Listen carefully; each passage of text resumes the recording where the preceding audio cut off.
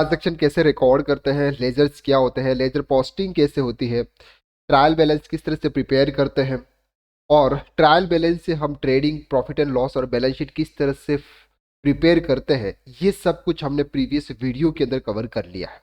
अगर वो वीडियो अगर आपने नहीं देखे तो आप प्ले लिस्ट में जाइए, फुल अकाउंटिंग कोर्स, आपको सभी वीडियो सीक्वेंस वाइज मिल जाएंगे। आज हम बात करने वाले हैं कि अगर हम किसी की बैलेंस शीट फाइनल करते हैं उस समय हमको किन किन बातों का ध्यान रखना है।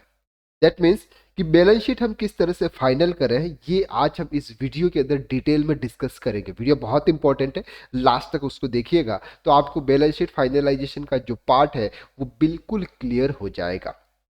सबसे पहले हमें ये देखना है कि सर आपने जो कोई भी ट्रांजेक्शन आपकी बुक्स के अंदर रिकॉर्ड किए हुए हैं, चाहे आप कोई भी सॉफ्टवेयर यूज कर रहे हैं, चाहे वो टेली ERP9 यूज कर रहे हैं या फिर कोई अदर सॉफ्टवेयर भी अगर आप यूज कर रहे हैं, तो जो भी ट्रांजैक्शन आपने किए हुए हैं एक बार उसको आप रीचेक कर लें आपके फाइल के हिसाब से, यानी कि अपने फाइल के अंदर जो भी इन्वॉइसेस फाइल की हो इसके हिसाब से एक बार रीचेक कर लें कि यानी कि वो जो डिटेल्स है वो सब आपने सही सही एंट्री की है या नहीं की है।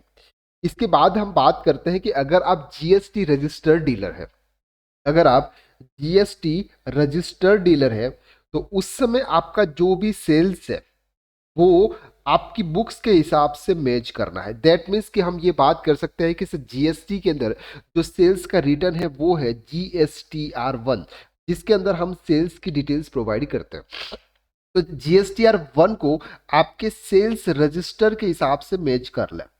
दैट मीन्स कि सर हमने हमारी बुक्स के अंदर जो भी एंट्री की हुई है वो हमने हमारे GSTR1 के अंदर शो किया हुआ है, यानी कि इसका जो फिगर, टेली का जो फिगर और GSTR1 का जो फिगर वो हमारे बुक्स के हिसाब से मैच है। तो आपका जो सेल्स रजिस्टर के साथ में GSTR1 मैच हो गया। इसके बाद आप GSTR1 को आपकी बुक्स GSTR3B के हिसाब से मैच करें। दैट मीन्स कि आपने GSTR1 के अंदर जो भी सेल्स दिखाया उसका जो टैक्स है वो आपने GSTR3B के अंदर पे किया है या नहीं किया है। तो GSTR1 को GSTR3B के हिसाब से आप मैच कर लेंगे तो आपको क्लियर हो जाएगा कि नहीं, हमारा जो GSTR1 के अंदर जो हमने सेल्स दिखाया वो उसका पेमेंट हमने GSTR3B के अंदर कर दिया। ये तो बात हुई थी सर सेल्स की। इसके बाद हम बात करते हैं परचेस की। परचेज जो हम जो करते हैं उसकी एंट्री हमको करनी होती है बुक्स के अंदर, यानी कि टेली के अंदर। तो टेली के हिसाब से हमको मैच करना होता है कि परचेज पर हम जो भी टैक्स पे करते हैं इसका इनपुट टैक्स क्रेडिट लेते हैं। तो इनपुट टैक्स क्रेडिट हमको किस हिसाब से मिलता है, नॉर्मली अभी अगर आपके GSTR2B के अंदर अगर आपका इनपुट टैक्स क्रेडिट शो हो रहा है तो ही आप GSTR3B के अंदर उसका ITC ले सकते हैं। तो अभी क्या करना है आपको, GSTR2B के हिसाब से आपको GSTR3B मैच करना है। यानी कि आपने GSTR3B के अंदर जो भी ITC ली है वो ITC आपके GSTR2B के हिसाब से मैच है या नहीं है। अगर नहीं है तो आप उसको मैच करें, या तो एक्सेल है तो आप उसको रिवर्स करें, या कम है तो आप उसको ले लें। तो ये आपका परचेज मैच करना था। अब इसको जो भी परचेज आपके GSTR2B के अंदर है वो क्या आपने आपकी बुक्स के अंदर रिकॉर्ड किया हुआ या नहीं किया हुआ, यानी कि टेली के अंदर रिकॉर्ड किया हुआ या नहीं किया हुआ, ये भी आप प्रॉपर तरीके से चेक कर लें। आपके GSTR2B के अंदर तो दिख रहा है, आपने उसका ITC भी ले लिया, लेकिन वो आपकी बुक्स के अंदर है या नहीं है वो एक बार आप प्रॉपर तरीके से चेक कर लें। तो ये तो हो गया सर GST पोर्टल के हिसाब से आपको चेक करने का। इसके बाद हम बात करते हैं प्रोविजंस, यानी कि सर आपको कोई भी प्रोविजंस क्रिएट करने होते हैं। जैसे हम अकाउंटिंग जो होती है हमारी एक्यूरल बेसिस के आधार पर रिकॉर्ड होती है। अब प्रोविजंस के अंदर आपको किन किन चीजों का ध्यान रखना है, सबसे पहले हम बात करते हैं यहाँ पर अगर आपने लोन्स दे रखे हैं, अगर आपकी बुक्स के अंदर सिक्योर्ड लोन है तो सिक्योर्ड लोन में हम क्या करते हैं, इंस्टॉलमेंट पे करते हैं। अब इंस्टॉलमेंट हम जो भी पे करते हैं उसका हमें क्या मिलता है सर, एक इंटरेस्ट फिगर होता है और एक प्रिंसिपल फिगर होता है। तो जो प्रिंसिपल फिगर होता है वो लोन में से डिडक्ट होता है और जो इंटरेस्ट होता है वो PNL में डेबिट होता है। तो आप ये प्रॉपर चेक कर लें कि सर आपने जो भी इंस्टॉलमेंट पे की है 12 की 12 इंस्टॉलमेंट आपको वहां पे शो हो रही है, आपने इंटरेस्ट और प्रिंसिपल अमाउंट को बाइफरकेट किया हुआ है या नहीं किया हुआ है, आपका जो भी लोन का क्लोजिंग बैलेंसेस है वो आपके लोन स्टेटमेंट के क्लोजिंग बैलेंस के हिसाब से मैच कर रहा है या नहीं कर रहा है, ये एक बार आप प्रॉपर तरीके से चेक कर लें। तो ये तो सर बात होगी लोन्स की। इसके बाद अगर हम बात करते हैं आपके कोई अनसिक्योर्ड लोन है, आपके कोई अनसिक्योर्ड लोन है, उस लोन को अगर आपको कोई इंटरेस्ट पे करना है या नहीं करना है, वो एक बार आप चेक कर लें। अगर आपको इंटरेस्ट पे करना है तो आपके ऊपर टीडीएस डिडक्ट करने की लाइबिलिटी है, तो आप टीडीएस डिडक्ट करने के बाद उसको पेमेंट करें। अगर आपके ऊपर टीडीएस डिडक्ट करने की लाइबिलिटी नहीं है तो आप वो टीडीएस डिडक्ट ना करें। अब सर टीडीएस डिडक्ट करने की लाइबिलिटी किस पर आती है, इसका वीडियोस हमारे यूट्यूब चैनल, जो हमारा मेन यूट्यूब चैनल है KSR अकेडमी कॉमर्स इंस्टीट्यूट, उस पर जाकर आप देख सकते हैं, वहां पे आपको मिल जाएगा। तो यहां पर हम बात करते हैं अनसिक्योर्ड लोन की। तो अनसिक्योर्ड लोन का अगर आपको इंटरेस्ट पे करना है तो वो आप एक बार से चेक कर लें। इसके बाद आता है सर हमारा फिक्स एसेट। फिक्स एसेट्स पर आपको क्या होना है सर, डेप्रिसिएशन चार्ज करना होता है। WDV मेथड एज पर इनकम टैक्स के हिसाब से आपको WDV मेथड यूज करना। तो WDV मेथड्स में आपको दो चीजें ध्यान रखनी है। एक ध्यान रखिए मोर देन 180 डेज, यानी कि यूज मोर देन 180 डेज आपका 100% डेप्रिसिएशन चार्ज होगा, और लेस देन 180 डेज आपका 50% प्रॉफिट यहाँ पे चार्ज होगा। यहाँ पर 50%, यहाँ पर 100% प्रॉफिट चार्ज होगा। तो आपको डेप्रिसिएशन की एंट्री भी आपको पास करनी होती है।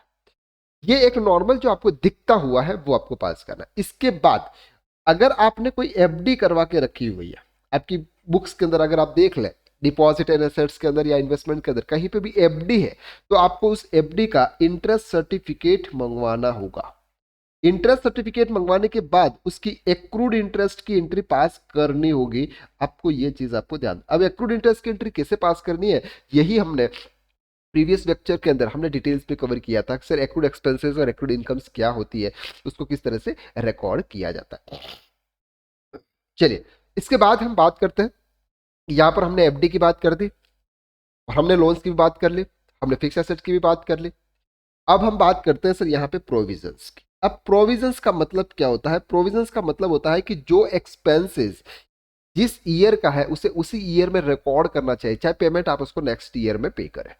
जैसे फॉर एग्जांपल आप किसी को भी सैलरी दे रहे हैं, तो सैलरी आप अपनी बुक्स के हिसाब से मैच कर रहे हैं कि सर क्या 12 एंट्री है, यानी कि 12 मंथ के हिसाब से रिकॉर्ड किया हुआ है। अगर आपका वहां पर 11 मंथ है, यानी कि मार्च की जो भी सैलरी है वो आप अप्रैल में पे करोगे। यहां पर आपका जो फिनेंशियल ईयर है वो चेंज हो जाता है, इसलिए आपको प्रोविजंस क्रिएट करना होता है 31 मार्च को। यहां पर आप इसका प्रोविजंस क्रिएट करेंगे। इसके बाद जैसे आपका रेंट है, रेंट में भी आपकी 12 एंट्रीज होनी चाहिए पर मंथ के हिसाब से अगर आप दे रहे हो। इसके बाद अगर आपका कोई इंश्योरेंस है, वो इंश्योरेंस अगर आपने कहीं एडवांस में पे कर दिया हो तो आपको प्रीपेड इंश्योरेंस के हिसाब से देखना होगा। अगर वो इंश्योरेंस आपने कम दिया हो तो आपकी आउटस्टैंडिंग यहाँ पर आ जाएगी। इसी के तरह से इलेक्ट्रिसिटी के जो बिल होते हैं वो भी आप मार्च का अप्रैल में पे करते हो, तो इसके लिए भी आपको प्रोविजंस बनाना पड़ेगा। यानी कि ये जो प्रोविजंस है ये आपको क्रिएट करने पड़ेंगे, यानी कि जो एक्सपेंसेस जिस ईयर का है उसे अप्रोप्रिएट अकाउंट्स के अंदर उसको रिकॉर्ड करना है। That's called provisions. तो ये प्रोविजंस क्रिएट करने के बाद आपको एक्रूड इनकम की भी एंट्री करनी है। अगर कोई ऐसा इनकम है जो आपका होने वाला है लेकिन पैसा अभी तक आपके पास में आया नहीं है, तो वो एक्रूड इनकम की भी आप एंट्री कर लें। जैसे आप वो सभी एंट्री आप कर लेंगे, यानी कि आपने जीएसटी मैच कर लिया, आपने लोन के स्टेटमेंट मैच कर दिए, डेप्रिसिएशन आपने चार्ज कर दिया, अगर आपने एफडी है तो एफडी का इंटरेस्ट भी आपने, एक्रूड इंटरेस्ट की एंट्री भी आपने कर दी। अब आपको देखना है कि सर किसी ने आपका टीडीएस तो डिडक्ट नहीं किया हुआ है। टीडीएस डिडक्ट करने के लिए 26AS फॉर्म को चेक करते हैं हमारे इनकम टैक्स पोर्टल पर जाकर। 26AS फॉर्म क्या होता है, हमारे official YouTube channel KSR academy commerce institute के जाकर आप वहां पर देख सकते हैं 26AS फॉर्म क्या है, वहां पर आपको मिल जाएगा।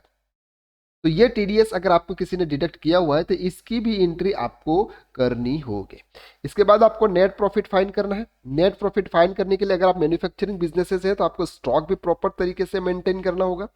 जैसे जैसे आपका स्टॉक बढ़ेगा प्रॉफिट बढ़ेगा, स्टॉक कम होगा प्रॉफिट रिड्यूस होगा। तो आपको किस लेवल का प्रॉफिट रखना है, वो प्रॉफिट आपको ध्यान में रखना है कि प्रीवियस ईयर की जो भी प्रॉफिट रेशो होगा, यानी कि नेट प्रॉफिट रेशो होगा, उसके आधार पर आपको प्रॉफिट रखना होगा। वॉट एवर यू आर से आपका सेल कितना भी है उससे कोई मतलब नहीं है, लेकिन उस परसेंटेज के हिसाब से आपको प्रॉफिट रखना है। ये चीज आपको ध्यान में रखनी है।